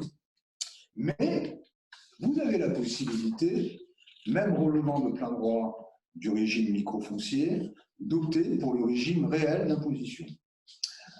Ça peut être avantageux dans la mesure où cette année, vous avez des charges importantes, notamment des travaux importants, avec quelques ajustements au regard de l'année blanche, on ne va pas évoquer ça là aujourd'hui. Et également, si vous avez des déficits sur de revenus fonciers, il peut y avoir un intérêt à les reporter sur votre revenu global ou les revenus des années postérieures, on le verra plus tard, ce qui peut déterminer des stratégies fiscales. L'option se fait uniquement par le simple dépôt d'une déclaration 2044 des revenus fonciers. Sachez aussi que là, une dérogation au principe d'annualité, c'est une option irrévocable pendant 3 ans. Il faut bien faire les calculs. Et enfin, petite jurisprudence, un contribuable qui n'a pas opté lors de la souscription de sa déclaration de revenus peut éventuellement, s'il y a intérêt, demander par voie de réclamation à ce que ces revenus fonciers soient imposés selon le régime réel d'imposition. C'est un jugement du tribunal administratif récent du 21 mai 2019. Donc là encore, le délai de réclamation vous permet de rectifier le tir. À présent, les charges à déduire du revenu. C'est le principe que Maître Valiki va vous rappeler. Alors, la déduction des pensions alimentaires. Alors là, on est dans la limite entre le droit civil, ce qu'on appelle communément le droit de la famille, et le droit fiscal, et on est obligé de faire un pont entre les deux. Donc, c'est l'article 208 du Code civil qui précise que les aliments ne sont accordés que dans la proportion des besoins de celui qui les réclame et de la fortune de celui qui les doit. Donc, 2 conditions sont requises pour qu'une pension ait un caractère alimentaire au niveau du texte, au sens de ce texte. La première chose, il faut que le créancier soit dans le besoin, c'est-à-dire qu'il soit démuni de ressources et qu'il ne lui permet pas de vivre décemment. La notion de besoin dépend notamment de la situation de famille du créancier. Il convient de tenir compte de l'ensemble des ressources du ménage pour apprécier le niveau de ses besoins et de la présence éventuelle de personnes à charge. Dans le cas où l'ascendant a préalablement consenti une donation au débiteur, là c'est un cas de figure, la donation n'est pas prise en compte pour apprécier l'état de besoin de l'ascendant, sauf en cas de fraude à la loi, mais je vous ai dit c'est un petit cas. Dans le cas où le créancier d'aliment réside à l'étranger, l'état de besoin doit être apprécié au regard des dispositions du Code civil français, jusque-là c'est simple. Ainsi, il y a lieu pour l'administration de rechercher sous le contrôle du juge quel est le niveau de revenu à l'étranger que permet d'assurer un niveau de vie équivalent à celui d'une personne résidant en France et qui se trouve dans le besoin. Exemple, votre belle-mère réside dans un pays de l'Union européenne, en Pologne, elle a un besoin, bien évidemment, on va déterminer quel est son besoin par rapport au niveau de vie en Pologne, qui ne sera pas le même que le niveau de vie en France, et on va étudier le montant qui sera nécessaire chez elle, qui ne sera pas forcément le même que chez nous. Donc, on a toute une question, ce qu'on appelle l'appréciation souveraine des juges du fond, et qui va être qui va être dans un premier cas, s'il y a une obligation alimentaire, si le créancier n'arrive pas à se faire régler par ses descendants, notamment, il va y avoir un procès qui sera fait en matière familiale, et après, bien évidemment, il y aura une déductibilité et une déduction de ses pensions alimentaires. Donc, deuxième condition, il faut que le débiteur soit en mesure de fournir les aliments. C'est-à-dire qu'on va regarder, et c'est assez logique, la position du créancier, est-ce qu'il a vraiment besoin, quels sont ses besoins pour qu'il ait un niveau de vie, et le débiteur de l'aliment, eh bien, qu'est-ce qu'il peut donner, quels sont ses revenus, qu'est-ce qu'il a comme train de vie, est-ce qu'il a, par exemple, des études universitaires de ses enfants majeurs en cours. On va regarder toutes les circonstances particulières à chaque affaire pour voir, quel est le montant qui est logique de verser, et deux, quel est le montant qui est logique de déduire. Et ce n'est pas la même approche, en tout cas pas obligatoirement. À présent, une question alors là, récurrente pour l'ensemble des foyers qui ont des enfants majeurs, c'est je rattache à mon foyer l'enfant majeur ou je déduis une pension alimentaire. Je crois que c'est une question qui m'est posée à chaque fois où un enfant, étudiant ou pas d'ailleurs, et fait partie est membre de la famille. Alors, quels sont les tenants et les aboutissants? Premièrement, dans quel cas on peut rattacher un enfant étudiant à votre foyer fiscal? On peut le rattacher jusqu'à 21 ans, qu'il soit d'ailleurs étudiant ou pas, et jusqu'à 25 ans s'il poursuit des études supérieures, sachant que la situation s'apprécie au 1er janvier de l'année d'imposition, c'est-à-dire donc au 1er janvier 2020. Ou alors, on va pouvoir déduire une pension alimentaire, mais qui est plafonnée à 5 947 € maximum par an, ou alors au double, c'est-à-dire 11 894 € dans la mesure où votre enfant célibataire est chargé de famille, a des enfants. Et dans ces cas-là, les conditions, enfin dans ces cas-là, il n'y a pas de condition d'âge. On peut déduire une pension alimentaire même pour des enfants majeurs qui ont 40 ou 50 ans, à vie presque, si les conditions sont réunies. L'enfant doit vivre seul ou à votre foyer. S'il est en couple, ça ne fonctionne pas. Toujours la notion de vivre seul qui est récurrente dans les avantages fiscaux. Qu'il soit étudiant ou pas, peu importe, on peut déduire une pension s'il remplit les conditions que Marielle vous a rappelées ci-avant. Et même s'il est célibataire, marié ou pacsé. Célibataire, il vit seul. Marié ou pacsé, c'est dans le cas où il est chargé de famille, où les revenus du conjoint sont quasiment inexistants. Et dans ce cas-là, on peut rattacher à votre déclaration un couple avec des enfants dans le besoin et avoir une déduction maximum de 11 894 €. Alors, quels sont les critères de choix? Premièrement, et là, il n'y a même plus de choix, le choix n'est pas au rendez-vous, puisque si votre enfant majeur n'a pas de revenus et qu'aucune pension ne lui est versée, notamment par l'autre parent, à ce moment-là, le rattachement d'un enfant majeur moins de 25 ans étudiant, par exemple, est toujours intéressant. Il n'y a pas photo. Il faut rattacher.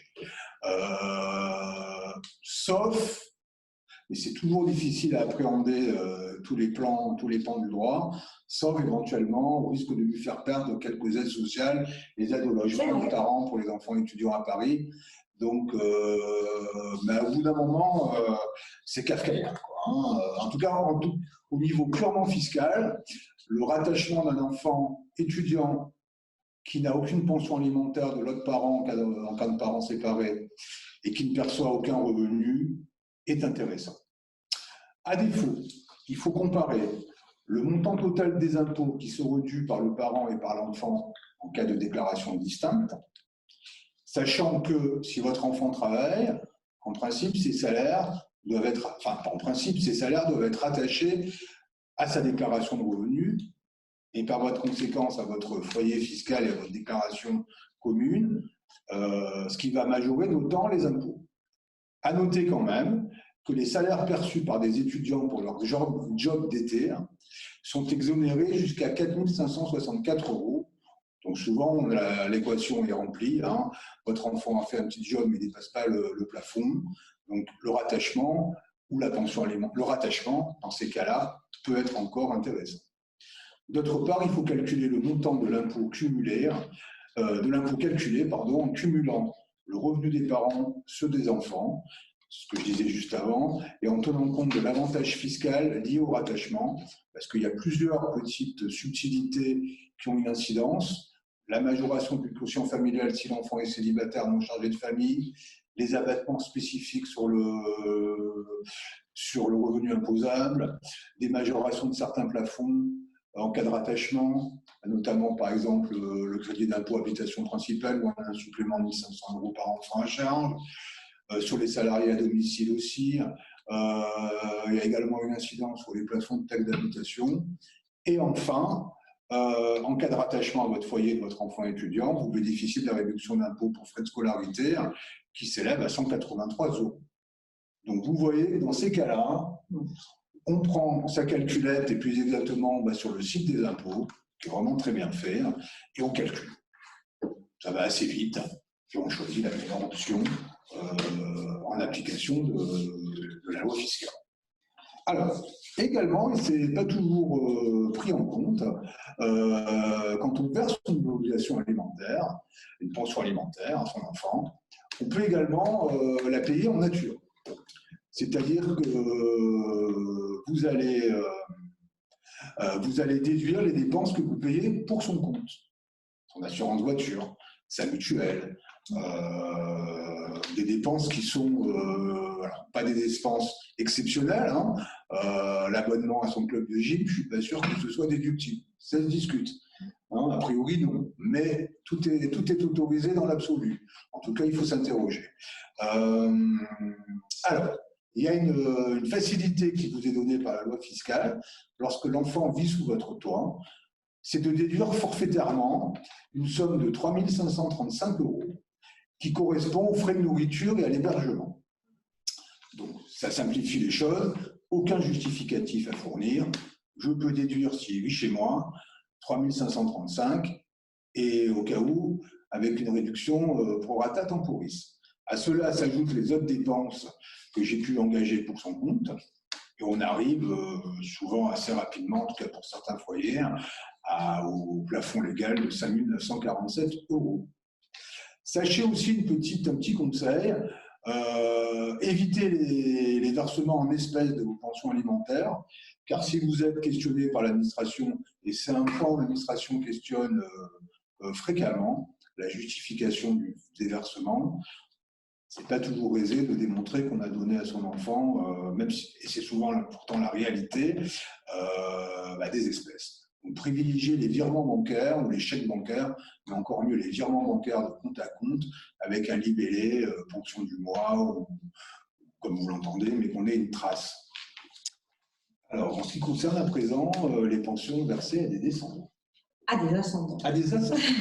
Alors, je vous en ai parlé tout à l'heure, il y a la pension alimentaire versée à des descendants, c'est-à-dire ce qu'on appelle les parts contributives à l'entretien et l'éducation des enfants, ça c'est pour les enfants, et il y a la pension alimentaire versée à des ascendants.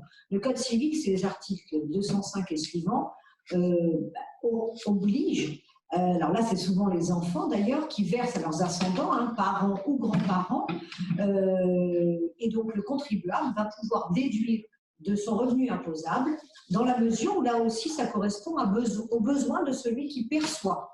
Donc on a toujours la même recherche d'équilibre entre celui qui va donner, il va donner en fonction de ce qu'il peut, et celui qui reçoit, il va recevoir en fonction de ce dont il a besoin. Donc là, il n'y a pas de plafond. Mais il y a plusieurs éléments d'appréciation qui vont être pris en compte.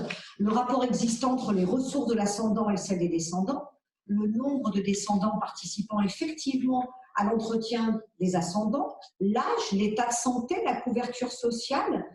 Donc, il n'est pas possible de chiffrer a priori le montant le maximum de la pension déductible, le montant de l'aide devant être adapté à chaque situation particulière.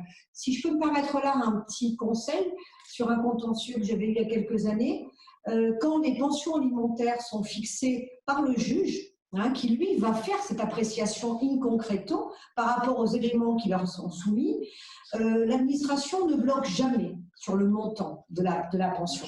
Parce que là, il considère qu'il y a un juge, le service judiciaire, qui a déterminé avec toute la rigueur et les connaissances et les compétences qui sont les siennes.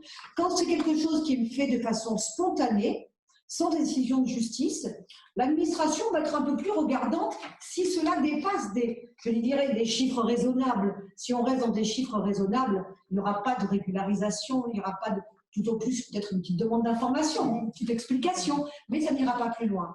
Et donc sachez quand même, ça peut être important, parce que là aussi, on va regarder l'âge des descendants. Par exemple, vous avez 3 frères et sœurs, mais chacun n'a pas les mêmes revenus. Donc, c'est celui qui aura le revenu disponible, parce que s'il y en a un qui a des revenus très importants, mais qui est grévé par des pensions alimentaires pour ses enfants, on va prendre tous ces éléments en appréciation. Donc, il va falloir effectivement, et si effectivement vous êtes par hasard, vous êtes enfant unique, vous allez effectivement verser à votre parent qui est dans une maison de retraite et payer une maison de retraite à 2 500 € par mois, vous pourrez effectivement le déduire dans le cadre de votre imposition et vous pourrez déduire 30 000 € si vous avez payé seul parce que votre maman n'a peut-être pas de retraite de reversion, qu'elle n'a pas travaillé ou quoi que ce soit. Et donc là, c'était quand même très important. Donc c'est vraiment je dirais une réflexion qu'il faut avoir en amont pour ne pas faire au dernier moment, quand on vient voir son avocat fiscaliste au mois de mai, voire début juin, en catastrophe. Ça doit être vraiment, toutes ces questions, toutes ces petites niches qu'on vous donne, ça doit être une réflexion au fur et à mesure de l'année pour que vous mettiez éventuellement des justificatifs de côté et que tout soit prêt quand vous venez apporter votre 2042 ou votre 2000, peu importe, 44, 48, enfin, il y a beaucoup de numéros, il y en a beaucoup. Mais voilà, le petit tuyau, c'est au fur et à mesure. Quand, par exemple, vous allez recevoir le montant de l'assurance vie, le plafond qui a à déduire, les revenus du capitaux mobilier, vous mettez tout dans une pochette pour l'amener après à votre avocat, si c'est votre avocat en même temps. C'est vrai qu'on est assez peu habitué à ce que les avocats fassent des déclarations, mais j'avoue qu'en ce qui concerne Gilles Naon, comme il est avocat spécialisé en fiscal, c'est leur domaine. Oui, mais bon, c'est vrai que de façon générale, dans l'esprit du grand public, l'interlocuteur de la déclaration de revenus, c'est l'expert comptable. C'est vrai aussi, donc il y a plusieurs intervenants. Donc il y a plusieurs intervenants. Et on est tous voilà. sont compétents pour ce faire, hein. Mais l'avocat fiscaliste, qui a aussi une connaissance du juge de l'impôt, peut parfois apporter un éclairage. Sa petite touche spécifique. Hein. Et j'ajoute, et je te rejoins, Marielle, justement sur ce terrain-là, il est bon, on assure le service après-vente, hein, mais l'idée c'est quand même d'éviter tout ça. Donc c'est vrai que si on monte un amont, un dossier, avec tous les justificatifs, les revenus des enfants, les frais de la maison de retraite, qu'on a une attestation de la caisse de retraite, encore mieux, et qu'on n'a pas à courir derrière 2 ou 3 ans après, parce que souvent c'est 2 ou 3 ans après que la problématique se pose, et c'est pas toujours aisé de les retrouver.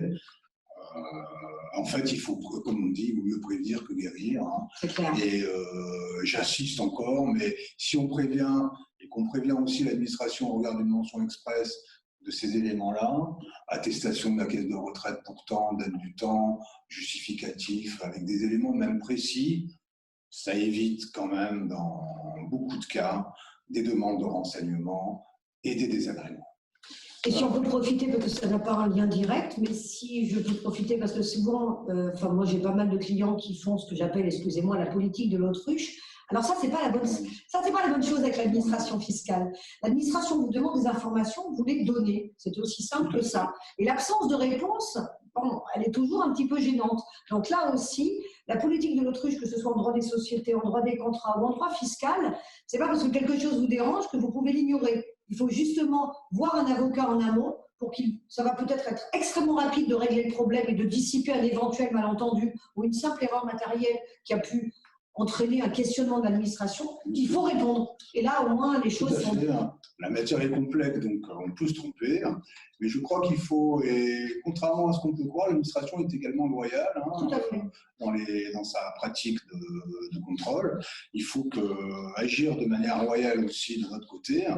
Et souvent, cette loyauté est récompensée.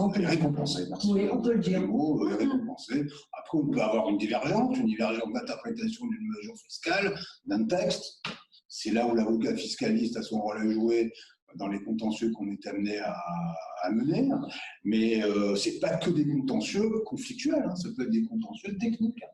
Et qui font avancer la jurisprudence. Exactement. Et le juge de l'impôt, en ce domaine, contribue, je dirais, de manière conséquente à l'évolution du droit fiscal positif. C'est bien, je suis d'accord. Ça te va? Ça me va très très bien. Ça me va très bien. Mais c'est vrai que très souvent on présente l'administration fiscale comme le grand méchant loup. Alors que, quand on va les voir, qu'on prend des rendez-vous sur place, qu'on demande des courriers, les choses se passent majoritairement, il faut le dire quand même, très très bien. Tout à fait. Mais on ne parle que des expériences négatives. Ça fait surtout très quand on parle le même langage, et encore une fois, avec un esprit de loyauté. Hein. Ça n'empêche pas de défendre sa position avec ardeur et conviction, ça va sans dire. Hein. Je suis souvent en désaccord sur l'interprétation d'un texte, mais on en parle, je dirais, en bonne intelligence, avec le même langage, et parfois, et souvent, on arrive à trouver des accords et des transactions.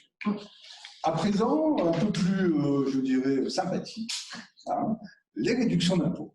Alors, c'est à moi, réduction d'impôts très rapidement. Hein. Là encore, la matière, les niches fiscales, je n'ai pas réussi à les compter là pour aujourd'hui, mais c'est un nombre, je dirais, invraisemblable. Invraisemblable. Et même on en découvre tous les jours, hein, en faisant cette vidéoconférence. Je vous en remercie, ça m'a appris. Hein, mais la réduction pour les maîtres restaurateurs, par exemple, tout à fait. Sincèrement, j'avais passé. Hein, Marianne aussi, je crois. Hein. Donc, rapidement, réduction d'impôts pour frais de comptabilité. Je vous en parle parce que celle-là, elle est oubliée très fréquemment. Vous êtes entreprise individuelle, commerçant, artisan, profession libérale, agriculteur. Vous dépendez du régime des micro-entreprises, c'est-à-dire 70 000 € pour les prestataires de services et 170 000 € pour les activités de vente. Mais vous avez renoncé au régime micro et vous avez opté pour un régime réel d'imposition. C'est-à-dire que vous faites une déclaration ou un bilan en déclarant votre chiffre d'affaires et la totalité de vos charges, dans le but de payer moins d'impôts. Et là encore, il faut sous-peser. Dans ce cas-là, vous avez pris la peine de renoncer au micro, d'adhérer à un centre de gestion ou à gare, d'avoir une comptabilité des obligations comptables renforcées. Et ben la loi fiscale vous récompense. Elle vous accorde une réduction d'impôt dans les 2/3 des frais de comptabilité engagés, dans la limite de 915 €, ce qui pour 900 € de frais nous donne 600 € de réduction d'impôt. On revient, encore un petit peu d'artistique. On aime ça. On aime ça, oui, c'est vrai. Et on fait quand même mieux ce qu'on aime. Hein. Donc, dépenses de mécénat. Alors, en cas de dépenses de mécénat, vous pourrez reporter sur votre 2042C Pro à la page 6, ligne 7 US, hein, classe US. C'est pour vous simplifier la tâche parce que c'est vrai qu'on peut imaginer que l'administration fait ça pour nous perdre, mais non, c'est parce qu'on avait des tonnes de régimes fiscaux différents, des tonnes de niches fiscales. Donc, il y a des cases sur tout. Donc, on a essayé, et surtout Gilles, hein, puisque lui, c'est quand même le spécialiste, non seulement du contentieux, mais des déclarations fiscales, de regarder, de vous simplifier la tâche au maximum pour que quand vous êtes devant votre déclaration, que vous sachiez sur quelle ligne, sur quelle case. Voilà. Donc, les dépenses de mécénat qui sont réalisées par les entreprises relevant de l'impôt sur le revenu ouvrent droit à une réduction d'impôt égale à 60% du montant des sommes versées, retenu dans la limite de 10 000 € ou de 5 pour 1000 dans la limite de 5 pour 1000 du chiffre d'affaires de l'entreprise. C'est donc l'article 238 bis du Code général des impôts. Quant aux exploitants individuels, hein, qui ont le choix entre le dispositif du mécénat, ils ont le choix entre le dispositif du mécénat dont on vient de parler et l'application des règles concernant les particuliers. Donc, vous aurez deux choix. Et là aussi, regardez si vous avez une option, parce que si vous n'avez pas d'option, vous serez forcément rattaché à une des deux catégories. Mais vous avez intérêt, là aussi, à en bénéficier. Et la plupart du temps, là, j'avoue que cela n'est pas trop oublié. Hein. Celle-là, elle est moins oubliée. Elle est moins oubliée. Hein. Tant mieux, d'ailleurs. Alors, ça, c'est le crédit d'impôt. Alors, le crédit d'impôt formation, là aussi, c'est un crédit d'impôt qui est parfois omis. Hein. Donc, vous êtes chef d'entreprise, y compris gérant de SARL, président d'SA ou administrateur, directeur général, ou membre encore d'un directoire, eh bien, vous vous formez, et il faut se former, hein, même si des fois on a une obligation de formation qui nous est imposée en tant que professionnel. À ce moment-là, réduction d'impôt plafonnée à 40 heures, au taux de 10,03 € de l'heure tarif 2019, ce qui vous fait une réduction d'impôt de 401 €. Et vous devez reporter ce montant, page 6, ligne 8 WD de votre imprimé 2042. Alors, là aussi, un débat à venir. Hein, pour l'instant, et pour l'administration, les formations gratuites ne sont pas éligibles au crédit d'impôt. Mais nous sommes de nombreux professionnels à s'interroger sur cette exclusion, parce que la notion de gratuité n'est pas nécessairement unique et complète, et entière. Il y a souvent des contreparties. On va faire une formation certes gratuite, mais on engage des frais de déplacement. Il peut y avoir aussi des formations gratuites, mais qui sont prises en charge par les organismes de formation. Donc elle n'est pas en définitive totalement gratuite, en tout cas elle est rémunérée indirectement. Et enfin, quand on va se former et on doit être compétent et donc se former, souvent c'est au détriment de notre temps de travail et donc on ne réalise pas de chiffre d'affaires. Partant de là, on pourrait considérer que certes, même gratuite, elle pourrait être éligible au crédit d'impôt. C'est une réflexion qui n'est pas personnelle, mais qui est commune à un groupe de conseil. Alors, la réduction d'impôt pour souscription au capital des PME. Alors, vous le savez, là aussi, c'est réservé aux apports effectués en numéraire au capital des PME, donc des petites et moyennes entreprises. C'est un vocabulaire, mais quelquefois, il n'est pas accessible. Donc, quand vous faites un apport en numéraire, parce que là, ça pourrait être un apport en nature, mais pour la réduction d'impôt, il faut que ce soit obligatoirement un apport en numéraire lors de la constitution ou à l'occasion d'une augmentation de capital de PME. Donc, ou c'est au moment de la constitution, quand on crée le capital social et vous souscrivez, et là, il n'y a pas là, ou il y a une augmentation de capital à un moment donné, la société est déjà créée, elle fait une augmentation de capital, vous souscrivez à ce moment-là. Dans ces deux cas-là, vous pourrez effectivement avoir une réduction d'impôt. Alors, dans quel domaine d'activité? Industriel, commercial, artisanal, agricole, libéral? C'est quand même pas mal. Si on fait court, l'immobilier y échappe. Être soumis à l'impôt sur les bénéfices, compter au moins 2 salariés, les souscriptions réalisées au capital de sociétés holding animatrices de leur groupement offrent droit à la réduction d'impôt, ce qui est quand même pas mal, parce que souvent, il y a pas mal de choses qui échappent aux holdings, considérant qu'elles n'ont pas… Bon, là, on parle d'holding animatrices. La problématique, Marielle, tu le sais aussi bien que moi, des holdings animatrices. Oui, ça donne lieu. Vous pourriez passer 3 heures entières avec vous, là. Une journée complète. Et il y a une obligation, en revanche, qui est un peu plus… On retrouve un petit peu les mêmes choses avec les pactes du trade, avec une obligation de conservation des titres pendant 5 ans. Voilà. Donc, c'est juste pour que ce ne soit pas one shot. Je prends des titres, je fais ma réduction fiscale, je pars 1 an après. Non. Ça veut dire que vous voulez vraiment investir dans une PME. Ça peut être aussi dans une start-up. Et dans ces cas-là, on va considérer que pour avoir vraiment un investissement, il faut que vous y restiez un certain temps. Et bien, ce certain temps, c'est 5 ans de l'administration. Et donc, c'est quand même important parce que ça va être 18% des versements dans la limite de 50 000 €. Et si vous êtes marié, c'est dans la limite de 100 000 €. Donc là, on arrive sur des sommes qui sont effectivement importantes et sur une réduction d'impôt qui peut être assez significative. Alors, autre crédit d'impôt parfois oublié. Alors, qu'est-ce qu'on a? Alors ça, vous n'oubliez pas souvent, mais vous allez voir, on va aller un peu plus dans les petites subtilités. L'emploi d'un salarié à domicile. Donc, tous ceux qui ont, je dirais, la chance d'être aidés à la maison, que ce soit locataire ou propriétaire, peu importe, vont pouvoir déduire dans leur déclaration 2042, donc là, pareil que je vous ai mis, on vous a mis exactement sur quelle ligne, il faut que vous soyez fiscalement domicilié en France, ça va de soi, si vous payez vos impôts en France, recourir à titre privé au service d'un salarié pour la réalisation de tâches à caractère familial ou ménagère, mais ça peut être tant dans votre résidence principale que dans la résidence secondaire, que vous soyez propriétaire ou locataire, je vous l'ai déjà dit, vous allez bénéficier d'un crédit d'impôt. Donc ce montant, ça va être 50% dans la limite de 12 000 € plus 1 500 € à charge. Alors je vous ai donné des petits exemples. Femme de ménage, nounou, aide jardinier. Alors aide jardinier, c'est dans la limite de 5 000 € par exemple. Cours de soutien scolaire, assistance à personnes âgées, promenade d'animaux de compagnie. Oui, ça on oublie. Mais ça se déduit, donc c'est important. Livraison à domicile, aide à domicile pour l'Internet, là c'est dans la limite de 3 000 €. Donc vous voyez qu'il y a des plafonds différents, mais vous voyez que ça regroupe toute une catégorie de choses auxquelles vous n'avez pas forcément pensé. Donc là aussi, gardez les justificatifs au fur et à mesure.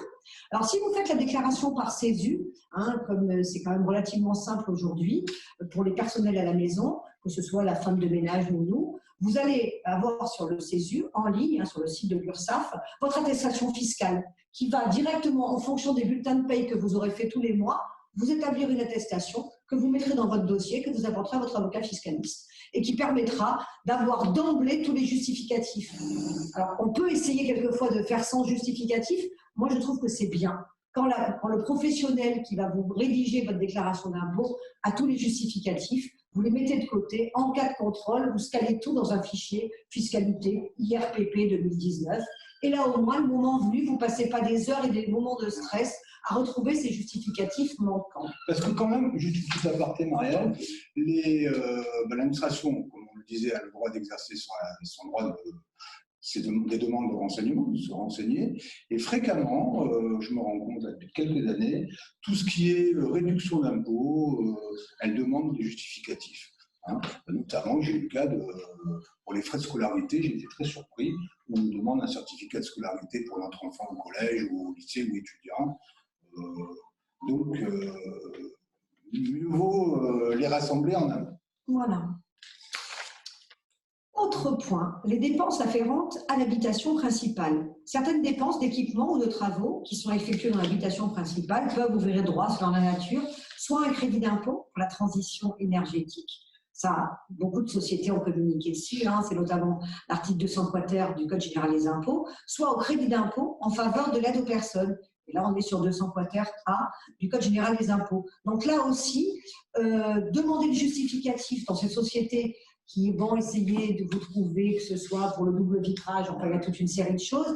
Vous êtes malheureusement, on est tous hyper des marchés. Alors quitte à avoir effectivement des doubles vitrages qui vont vous permettre peut-être une meilleure insonorisation, une meilleure protection du froid ou du chaud, autant garder là aussi tout de suite en réflexe d'avoir le justificatif pour le mettre dans le dossier fiscal pour ouvrir droit à effectivement au crédit d'impôt. Avec une mosaïque de dispositions à la manière, parfois déconcertante. Oui, ça c'est clair. Mais bon, on ne va pas les dissuader tout de suite non plus. Hein, voilà.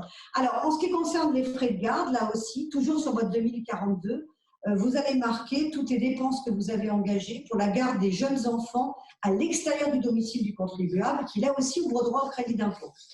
Donc, ce crédit d'impôt n'est accordé qu'au titre des frais de garde des enfants âgés de moins de 6 ans au 1er janvier 2019 et pour les enfants qui sont nés après le 31 décembre 2012.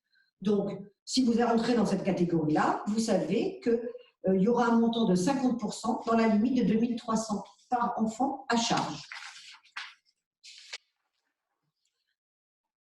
Alors, quelquefois, on a la chance d'avoir des revenus exceptionnels, mais qui peuvent donner lieu à une fiscalité absolument ahurissante que vous n'avez pas lissée, qui n'est pas lissée parce que ce revenu, il arrive sur one shot. Donc, Gilles, est-ce qu'il y a des possibilités d'étaler, de trouver des solutions? Il y a des possibilités. C'est le système dit du quotient. Alors, pour éviter la progressivité de l'impôt, on a vu tout à l'heure que la tranche, on arrive à une tranche à 45% maximum, n'aboutissent donc à soumettre à une imposition excessive. Les revenus dits exceptionnels et ceux dont la perception a été différée prévoient que ces revenus peuvent, à la demande du contribuable, faire l'objet d'une imposition sur un système particulier, système du quotient. En premier lieu, qu'est-ce qu'un revenu exceptionnel? Un revenu exceptionnel est un revenu qui, par leur nature, ne sont pas susceptibles d'être recueillis annuellement. Par exemple, une distribution de réserve d'une société, notamment lors d'une liquidation amiable, une indemnité de pas de porte perçue pour la cession d'un droit au bail, une prime de mobilité pour un salarié, une gratification supplémentaire payée à un salarié pour un service exceptionnel. On a des primes aussi exceptionnelles de cessation de mandat social, les golden parachutes, je crois, et bien d'autres. Alors, en revanche, ne constituent pas, donc ça, c'est des revenus exceptionnels. En revanche, ne constituent pas des revenus exceptionnels les revenus recueillis dans le cadre normal d'une profession, même si cette activité produit des revenus dont le montant varie fortement d'une année sur l'autre. Il peut nous arriver, nous, au regard de nos professions d'avocats, de gagner un procès avec des enjeux très conséquents qui vont générer un honoraire et un résultat, je dirais, qui est exceptionnel, mais pas au sens de la loi fiscale, un principe d'autonomie. On y revient. Malheureusement. Partant de là, ce revenu exceptionnel reconnu par la matière fiscale peut donner lieu à l'application d'un système du quotient qui va le lisser sur 4 années, à la condition qu'il dépasse la moyenne des revenus nets d'après lesquels le contribuable a été imposé au titre des 3 dernières années. C'est souvent le cas s'il s'agit réellement d'un revenu exceptionnel. Également, une autre manière de réduire aussi ces impôts, qui n'est pas toujours utilisée correctement, c'est la notion de déficits fiscaux. Comment peut-on les reporter? comment peut-on les déduire de vos revenus et de votre revenu global? Voilà une règle générale, enfin des règles générales. La première, c'est si vous avez un déficit généré par votre activité professionnelle, en général, enfin même dans la quasi-totalité des cas, il va être imputable sur le revenu global, et notamment sur les autres revenus, par exemple, de votre conjoint, et il va venir diminuer votre impôt. Vous avez, cette année, vous avez une catastrophe, de gros frais à payer, une activité qui est très réduite, vous être en déficit, et bien ce déficit professionnel pour votre activité de commerçant, profession libérale ou autre, va venir s'imputer sur les salaires de votre épouse et diminuer d'autant vos impôts. En ce qui concerne, c'est une règle générale, les déficits inhérents à une activité non professionnelle, ils sont reportables, dans beaucoup de cas, sur les 10 années suivantes. Par exemple, vous faites une moins-value sur la cession de vos valeurs mobilières. En ce moment, c'est le cas, mais ça va bouger. Hein. Eh bien, ces plus-values, en premier lieu, vous pouvez les compenser avec d'autres plus-values sur l'année en cours. Et par ailleurs, elles sont reportables pendant 10 ans. Pareil dans la problématique de loueurs en meublé non professionnels ou professionnels. Je ne l'aborde pas ici parce que c'est également un peu lourd. Un cas classique d'imputation des déficits fonciers. Si vous avez des déficits fonciers qui résultent de dépenses déductibles des revenus fonciers, en dehors des intérêts d'emprunt, eh bien, ces déficits sont imputables sur le revenu global dans la limite de 10 700 €, ce qui n'est quand même pas négligeable, avec une tranche à 45%, je vous laisse faire le calcul, et qui s'élève à 15 300 € en cas d'option pour des dispositifs d'investissement locatif, notamment Périsol ou COS. L'excédent du déficit non imputable sur le revenu global eh bien, est reporté sur les autres revenus fonciers à venir des 10 années prochaines. Une spécificité pour les déficits fonciers inhérents aux immeubles historiques, bien cela, d'ailleurs c'est une des nombreuses niches fiscales dans le domaine immobilier, est imputable en totalité sur le revenu global. Voilà, nous en avons fini. Il y aura attendre vos questions sur l'impôt sur revenu. Juste un bref rappel de l'impôt sur la fortune immobilière, qui doit être déclaré aussi dorénavant concomitamment avec la déclaration de revenus. Alors les conditions très simplement reprises. Patrimoine, ça touche que l'immobilier. Pour les patrimoines immobiliers qui sont supérieurs à 1 300 000 € au 1er janvier 2020. Si vous avez des biens immobiliers à l'étranger, que ce soit en direct sous forme de SCPI ou même de placement financier, SCPI ou autre, eh bien, ils doivent être déclarés à l'impôt sur la fortune. Bien entendu, vous avez la possibilité de déduire les dettes en relation avec ces biens immobiliers, en particulier les emprunts immobiliers. Voilà un petit peu sur le principe, sachant que moi je me pose une question à ce jour, c'est pour faire les déclarations d'impôt sur la fortune, sachant, je le rappelle, qu'on doit évaluer les biens au 1er janvier 2020, c'est le fait générateur de l'impôt, est-ce qu'on tient compte ou pas du Covid-19 pour pratiquer une décote dans l'évaluation de ces biens. Alors, par précaution et par sécurité, je répondrai non. Pourquoi? Parce qu'au 1er janvier, on n'était pas du tout dans la réflexion crise sanitaire, confinement ou autre. On réveillonnait avec nos amis ou en famille en général, et on n'avait donc pas connaissance de ce virus.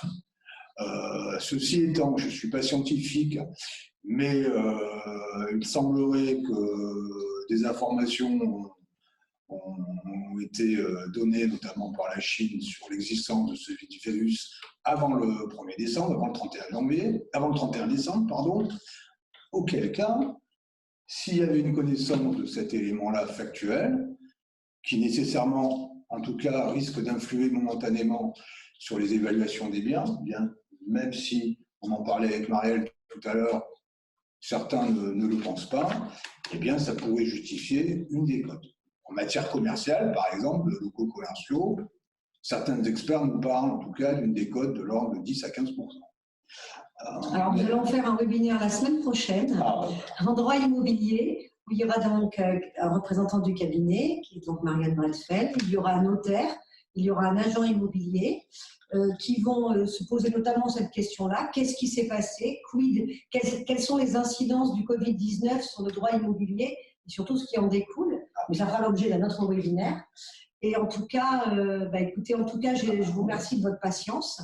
J'espère que vous avez été intéressés par ces... On a essayé de faire une mosaïque, parce qu'on peut y passer 10 heures, vous vous en doutez bien, même plus, on pourrait passer un week-end entier. Donc là, on a essayé de vous faire une mosaïque pragmatique de petites astuces qui peuvent vous servir pour votre prochaine déclaration. Exactement, quelques petits réflexes, on ne peut pas, en 1h30, on ne peut pas vous faire toute l'étendue de cette matière qui est extrêmement dense, qui est le droit fiscal.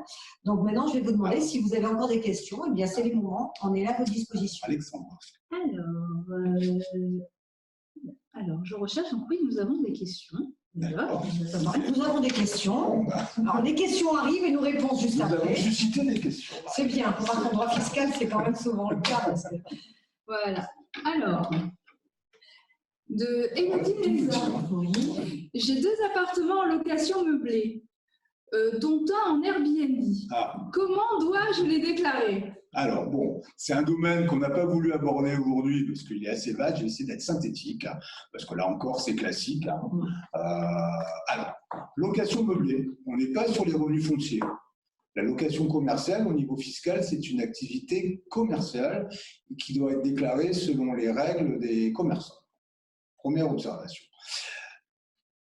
Alors, la deuxième, il y a 2 régimes possibles. Un régime dit micro-BIC pour les locations meublées non professionnelles. Les plafonds ont augmenté d'ailleurs, c'est intéressant, il faut le relever. Si vos recettes de location meublée, que ce soit Airbnb ou pas d'ailleurs, peu importe, c'est du meublé, ça doit être déclaré. Sachant que maintenant, toutes ces plateformes communiquent à l'administration fiscale vos recettes de l'année. Il n'y a plus moyen d'y échapper. Alors, les plafonds de recettes pour bénéficier du micro annuel sont de 72 600 € pour des activités, on va y arriver, pour des activités meublées dites classiques, et auquel cas vous déclarez vos recettes et vous avez un abattement de 50%, on va dire c'est simple, donc vous êtes imposé sur la moitié de vos revenus bruts. Pour les meublés qui constituent des meublés dits de tourisme, chambres d'hôtes et gîtes ruraux, classés meublés de tourisme, là le plafond des recettes est bien supérieur puisqu'on est précisément à 176 120 €. Et dans ce cas-là, vous avez un abattement de 71%. Donc on déclare 100, on est imposé sur 29. Donc c'est intéressant. Mais ce qui peut être beaucoup plus intéressant, et c'est ce qu'on pratique couramment maintenant pour les locations meublées, c'est d'opter pour ce qu'on appelle le régime réel. Vous allez pouvoir déclarer l'intégralité des charges, et non pas un abattement forfaitaire, et vous allez surtout pouvoir déduire un amortissement. C'est la dépréciation de votre bien immobilier en fonction de certaines règles fiscales qui fixent des barèmes, des taux d'amortissement, des décompositions d'actifs. Je fais simple. Et dans ce cas-là, on se rend compte, dans la quasi-majorité des cas, que c'est très intéressant puisqu'on arrive à un revenu quasiment nul. Et qui dit revenu nul, dit impôt. Oui. Voilà un petit peu pour être très synthétique sur cette question. Une question, Alexandre. Alors, nous avons une deuxième question. Si le montant des travaux effectués dans un appartement sont supérieurs au montant des loyers, peut-on reporter l'excédent sur l'année suivante? Alors, sur l'année suivante, normalement, il va s'imputer, Normalement, il va s'imputer, comme je disais tout à l'heure, à concurrent de 10 700 € sur le revenu global. Alors, la question sous-entend que le revenu global serait cette année-là insuffisant pour imputer les déficits. La réponse à valider quand même serait plutôt non. Serait plutôt non. Voilà. Je vois pas Normalement, on a une imputation de plein droit à concurrence du plafond sur le revenu global. si le revenu global est insuffisant. C'est simplement l'excédent qui est reportable sur les années postérieures, mais uniquement sur les déficits fonciers, sur les revenus fonciers. Alors, nous avons une troisième question. Faut-il quand même faire apparaître les revenus des jobs d'été des enfants rattachés sur la déclaration, même s'ils sont inférieurs à 4 000, rattachés sur la déclaration, même s'ils sont inférieurs à 4 564 €? Alors, la réponse est non. Il ne faut pas mentionner à la case salaire de votre enfant rattaché le montant des salaires exonérés. En revanche, moi, ce que je fais, ça ne mange pas de pain, si je puis me permettre, c'est que je le mets en mention express. Encore une fois, j'insiste lourdement, je mets salaire perçu par mon enfant majeur de temps, par tel employeur, exonéré, plafond non dépassé, si on veut rester simple, encore mieux, on cite le texte. Donc, on ne le déclare pas, parce que sinon, il va y avoir une imposition, ça va entraîner une erreur et une surtaxation. Mais au meilleur des cas, on le mentionne en annexe. Mais ce n'est pas obligatoire de le mentionner quand même. Très bien. Alors, nous avons une dernière question. Donc, si les participants veulent continuer à en poser, il n'y a aucun souci. Concernant la souscription au capital d'une société, peut-on reporter sur N+1 l'excédent éventuel des 18% qui ne peut être déduit sur N, ou bien l'excédent de 50 000 €? Oui. La réponse est oui. Sachant que par contre, il y a... Pardon, sachant qu'il y a... Je ne vous l'ai pas dit tout à l'heure, je suis un petit peu cachotier, il y a aussi un plafonnement de l'ensemble des niches fiscales à 10 000 €. Et la réduction d'impôt pour souscription au capital de PME est inclus dans ce plafond des niches fiscales. Voilà. Est-ce que d'autres questions vous viennent à l'esprit en l'état des réponses qui ont été apportées à celles qui sont déjà posées? Pour l'instant, je n'ai pas de nouvelles questions. Bon, de toute manière, cette visioconférence a été enregistrée. Elle sera disponible sur la chaîne YouTube de l'Union patronale, qui est notre partenaire aujourd'hui dans l'organisation de ce webinaire fiscal. Elle sera également disponible sur notre chaîne YouTube du cabinet. Voilà, donc vous pouvez les réécouter ou si vous avez un doute ou si vous avez une question. Et si vous avez vraiment une question technique qui n'a pas fait l'objet d'une réponse d'aujourd'hui, vous pouvez poser la question et Maître Nahon y répondra sans aucune difficulté. Enfin, sans aucune difficulté, je présume. Pas sans difficulté, mais en tout cas, bien volontiers. Très volontiers. Voilà, hein, parce que le fiscal sans aucune difficulté, c'était un peu présomptueux quand même. Hein. Souvent, on peut passer quand même plusieurs heures pour mettre un chiffre dans une case. Hein. En tout cas, même si on n'était pas très nombreux, tous ceux qui étaient présents au départ ont tenu la longueur des 2 heures. Donc, bravo pour votre patience. Mais bon, vous avez, j'espère, appris des choses qui vont vous servir de manière imminente.